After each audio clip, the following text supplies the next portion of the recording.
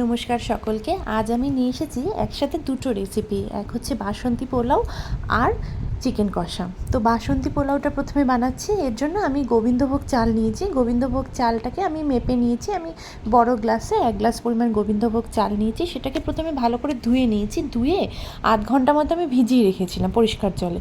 তারপরে সেই জল থেকে তুলে ঝাঁঝরি বড় বাটিতে ছেঁকে নিয়েছি। ছেঁকে নিয়ে এবার চালটাকে আমি এখানে ম্যারিনেট করছি।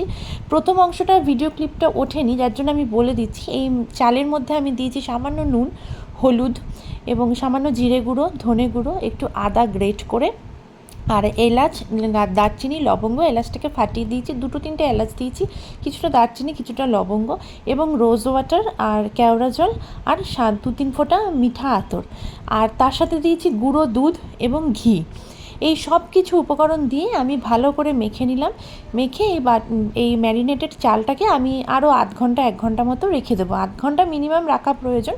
আমার হাতে সময় ছিল, তো আমার 1 ঘন্টাই থেকে গিয়েছিল আর কি, অন্যান্য প্রিপারেশন করতে করতে। তারপরে এখানে আমি গ্যাসে বসিয়ে দিয়েছি একটা হাঁড়ি। এই হাঁড়িটার মধ্যেই আমি পোলাওটা সম্পূর্ণ রান্না করব। তারপরে দিয়ে দিয়েছি সাদা তেল আর ঘি একটু মিক্স করে দিয়েছি। তারপরে ওর মধ্যে ফোড়নে দিয়ে দিলাম তেজপাতা এবং গোটা গরম মশলা। এই গোটা গরম মশলার ক্ষেত্রে আমি এখানে বড় এলাচও একটা দিয়েছি। দিয়ে ওগুলো হালকা ভাজা ভাজা হলে তখন আমি এই ম্যারিনেটেড চালটা এই কড়াইয়ের মধ্যে দিয়ে দিলাম আর কি, আমাদের হাঁড়ির মধ্যে দিয়ে এবারে এটাকে হালকা ভাজা ভাজা করব। করে তারপরে আমি পরিমাণ মতো জল দেব। আচ্ছা, জলের মাপটা আমি বলে দিচ্ছি। এখানে আমি বললাম যে আমি 1 গ্লাস পরিমাণ চাল নিয়েছিলাম, তো সেই অনুযায়ী আমি মেপে নিয়েছি। মানে 1:1.5, 1 গ্লাস পরিমাণ চাল হলে আমি ওই 1.5 গ্লাস পরিমাণ মতো জল দেব। ডবল দেওয়ার প্রয়োজন নেই, কারণ আমি আগেই চালটা ভিজিয়ে রেখেছিলাম, তো ডবল জল দিলে বেশি সেদ্ধ হয়ে যেতে পারে। আমি 1.5 গ্লাস পরিমাণ জল দেব। এই 1.5 গ্লাস পরিমাণ যে জলটা দেব, তার মধ্যে সম্পূর্ণটা জল নয়, কিছুটা আমি দুধও দেবো। সেই দুধটা আমি আগে থেকে গরম করে ফুটিয়ে রেডি করে রেখেছি। এই যে গ্লাসটা আমি দেখাচ্ছি, এই গ্লাসটা আমি মেপে নিয়েছিলাম। তো এই যে আমি এবার জলটা দিয়ে দিচ্ছি। চালটা হালকা ভাজা ভাজা হয়ে গেছে, এবার জলটা দিয়ে দেবো এবং এই দুধটাও দিয়ে দিলাম। দুধ জল সম্পূর্ণটা মিশিয়ে আমি ওই 1.5 গ্লাস পরিমাণ লিকুইড এখানে দিয়েছি। দিয়ে এবারে ভালো করে মিশিয়ে নিয়ে এবার গ্যাসটা একটু মাঝারি রেখে প্রথমে ঢাকা দিয়ে দেবো। এই বাসন্তী পোলাওয়ের আরেকটা প্রধান উপকরণ এখনও আমি দিইনি, সেটা হচ্ছে চিনি। তো চিনিটা একটু পরে দেবো, কারণ এই পর্যায়ে যদি আমরা চিনিটা দিয়ে দিই তাহলে চালটা সেদ্ধ হতে একটু সময় লাগবে। সেই জন্য আগে চালটা কিছুটা সেদ্ধ হয়ে গেলে তারপরে চিনিটা দেবো। ভালো করে জলটা দিয়ে মিশিয়ে নিলাম। এবার আমি এটা ঢাকা দিয়ে দেবো। 5 মিনিট পর ঢাকাটা তুলে আমি এখানে এরকম যখন দেখা গেছে যে মানে মোটামুটি সেদ্ধ হয়ে এসেছি, এবার আমি চিনিটা দিয়ে দিচ্ছি। আচ্ছা, চিনিটা এখানে আমরা যেহেতু বাড়িতে ব্রাউন সুগারটাই খাই, তো চিনি আমার কাছে তাই ব্রাউন সুগার ছিল, আমি সেটাই দিলাম। তো চিনিটা দিয়ে আবার আমি একটু মিক্স করে দিচ্ছি। আর যে কাজু কিশমিশটা আগে থেকে ভেজে রেখেছিলাম, সেই ভাজা কাজু কিশমিশটা আমি এখানে মিশিয়ে দিলাম। ব্যাস, আমার তো আর সেরকম কিছু মেশানো নেই। তো এবার হয়েই এসছে। চালটা সামান্য আর একটু সেদ্ধ হলেই হয়ে যাবে, মোটামুটি সেদ্ধ হয়ে এসছে। আর একটু ঢাকা দিয়ে দিলাম। মোটামুটি 5-7 মিনিট পর ঢাকনাটা সরিয়ে একবার চেক করে নিচ্ছি, চিনিটাও গলে গেছে আর মোটামুটি চাল কিন্তু ভালোভাবে সেদ্ধ হয়ে গেছে। তো এবারে বাসন্তী পোলাও আমাদের সম্পূর্ণ রেডি। এবারে লাস্টে ওপর থেকে একটু ঘি ছড়িয়ে দেবো, তাহলেই খুব সুন্দর বা ঝরঝরে বাসমতি পোলাও রেডি। আর চাইলে ওপর থেকে কেউ মিঠা আতরও আরেকবার দিতে পারে, যেহেতু ঘরোয়া আমি আর দিইনি। বাসন্তী পোলাও আমাদের সম্পূর্ণ রেডি। এবার চলে এসেছি চিকেন কষা বানানোর জন্য।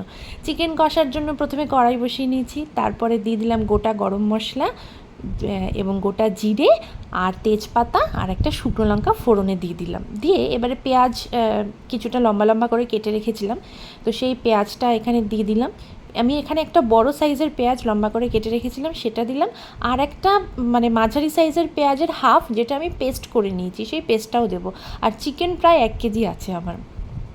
তো আমি এখানে একটু নুন দিয়ে দিলাম যাতে পেঁয়াজটা একটু মজে আসে। আর এই তেলের ওপরই আমি হলুদ গুঁড়ো দেবো এবং একটু কালারের জন্য কাশ্মীরি মির্চ পাউডার দেবো। এই তেলের ওপর যদি আমরা হলুদ গুঁড়ো আর কাশ্মীরি মির্চ পাউডার দিই তাহলে কালারটা খুব সুন্দর আসে। তো আমি তেলের মধ্যে এগুলো দিয়ে দিলাম, তেলের মধ্যে মিশিয়ে নিই, তারপরে পেঁয়াজটার সাথে মিশিয়ে নেব। নিয়ে পেঁয়াজটা একটু ভাজা ভাজা করে নিচ্ছি। এবারে আমি এখানে মিক্স করব আদা রসুন বাটা, লঙ্কা বাটা, এইগুলো বেসিক যা মশলা আছে সেগুলোই। আর যে সমস্ত জিরে গুঁড়ো, ধনে গুঁড়ো যা আমি ইউজ করি সেগুলো আমার সমস্তই ঘরে বানানো। ঘরেই আমি সেগুলো ধুয়ে পরিষ্কার করে হালকা খোলায় ভেজে নিয়ে মিক্সিতে গুঁড়ো করে রাখি। তো এখানে আমি আদা রসুন বাটার পেস্টটা দিয়ে দিলাম। এবং রসুনের সাথেই আমি আবার কিছুটা লঙ্কা দিয়ে রসুনের সাথে একসাথে মিশিয়ে বেটে নিয়েছিলাম আর কি মিক্সার গ্রাইন্ডারে। তো সম্পূর্ণ পেস্টগুলো দিয়ে ভালো করে ওগুলো মিশিয়ে নিচ্ছি। এই যে সবুজ সবুজ পেস্টটা দেখা যাচ্ছে, এটা কিছুটা রসুন ফ্রেশ পেস্ট করা ছিল সেটাও দিয়েছি, আর এই রসুন আর লঙ্কার পেস্টটাও দিয়েছি। সব কিছু মিলিয়ে বড় চামচের 1 চামচ মতো রসুন বাটা আর হাফ চামচ মতো আদা বাটা দিয়েছি। দিয়ে ভালো করে এবারে মিক্স করে নিচ্ছি। গুঁড়ো মশলাগুলো এবার দেবো একে একে, যে গুঁড়ো মশলাগুলো আছে। গুঁড়ো মশলা বলতে আমি এখানে একটু ধনে গুঁড়ো ইউজ করেছি 1 চামচ পরিমাণ মতো, আর একটু লঙ্কার গুঁড়ো দেবো সামান্য একটু ঝালের জন্য, একটু লঙ্কার গুঁড়ো দেবো, আর চাইলে সামান্য একটু শাহি গরম মশলা দেওয়া যায়। এবারে আমি আগে থেকে এই ম্যারিনেটেড চিকেনটা দিয়ে দিলাম। ম্যারিনেট বলতে এখানে আমি একটু নুন আর লেবুর রস দিয়ে চিকেনটাকে মাখিয়ে রেখেছিলাম, ব্যাস আর কিছুই দিইনি। তো চিকেনটা মশলার সাথে ভালো করে কষিয়ে নিচ্ছি, আর দিয়ে দিলাম ধনে গুঁড়ো আর লঙ্কার গুঁড়ো। এবার ভালো করে চিকেনটাকে মিশিয়ে নেব।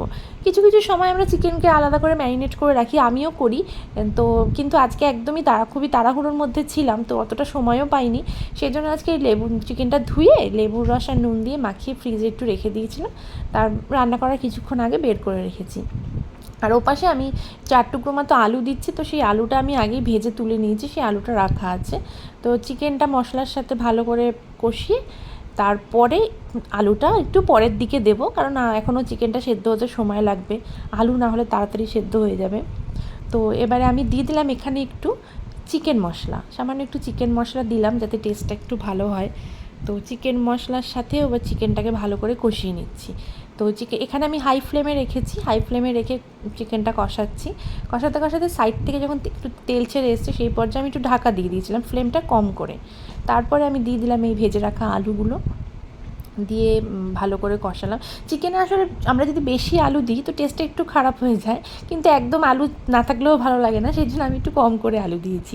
আর এখানে আমি একটা টমেটো পেস্ট দিয়ে দিলাম। টমেটোটাকে আমি কী করেছি, টমেটোটাকে প্রথমে গ্রেটারে একটু ঘষে নিয়েছি, ঘষে ছালটা আর কি আলাদা হয়ে গেছে খোসাটা, তো সেটা দিইনি। বাকি টমেটোটাকে মিক্সার গ্রাইন্ডারে পেস্ট করে সেই পিউরিটা এখানে অ্যাড করলাম। টমেটো পেস্টটা শেষের দিকে অ্যাড করলেই তার কালার এবং টেস্ট খুব ভালো লাগে। তারপরে ভালো করে আবার মিশিয়ে নিচ্ছি। যখন আমি কষাচ্ছি তখন কিছুটা ফ্লেমটা বাড়িয়ে দিচ্ছি, তারপরে যখন আবার ঢাকা চাপা দিয়ে রান্না করছি তখন ফ্লেমটা আবার কমিয়ে দিচ্ছি। তো এইভাবেই ধীরে ধীরে আমি চিকেনটাকে কষিয়ে রান্না করব যাতে টেস্ট হয়। এবং এখানে দেখা যাচ্ছে যে চিকেনটা কিন্তু অনেকটাই কষানো হয়ে গেছে এবং সাইড থেকে তেলও ছাড়ছে। তো এই পর্যায়ে জল অ্যাড করব, কিন্তু তার আগে আরও কিছুক্ষণ চিকেনটাকে ভালো করে কষিয়ে নিয়েছি। তারপরে আমি দিয়ে দিলাম চিকেনের মধ্যে জল। তো জল দিয়ে ভালো করে এটাকে মিক্স করে নিচ্ছি। মিক্স করে নিয়ে চিকেনটা আমি টেস্ট করে দেখেছি যে আরও কিছুটা সেদ্ধ হওয়ার দরকার, তাই পরিমাণ মতো জল দিয়ে আবারও একটু ঢাকা দিয়ে দেবো যাতে চিকেনটা ভালোভাবে সেদ্ধ হয়ে যায়। তো আলুটা আসলে আমার একটু ভুল হয়েছে, আলুটা একটু পরে দিলেও হতো, আলুটা কিন্তু সেদ্ধ হয়ে গেছে, তো আলুটা সেক্ষেত্রে আরও পরে দিলেও হতো, আমি একটু আগেই দিয়ে দিয়েছি। তো যাই হোক, তো ঝোলের জন্য জলটা মিশিয়ে দিয়েছি চিকেনের সাথে, দিয়ে ভালো করে মিক্স করে নিয়ে এবারে কিছুক্ষণের জন্য ঢাকা দিয়ে দেবো। এই মোটামুটি 5 মিনিট মতো ঢাকা দিলেই রেডি হয়ে যাবে। এবার আমি ঢাকনাটা সরিয়ে দেখছি যে চিকেনটা সেদ্ধ হয়েছে কিনা, ভালো করে দেখে নিচ্ছি। চিকেন কিন্তু সেদ্ধ হয়েই এসছে, তো ভালো করে ঝোলটা ফুটলে আবার বন্ধ করে দেবো। আর ওই পাশে আমার বাসন্তী পোলাওটাও রেডি হচ্ছে, যেটা আমি রেসিপিটা একটু আগেই আপনাদের দেখালাম।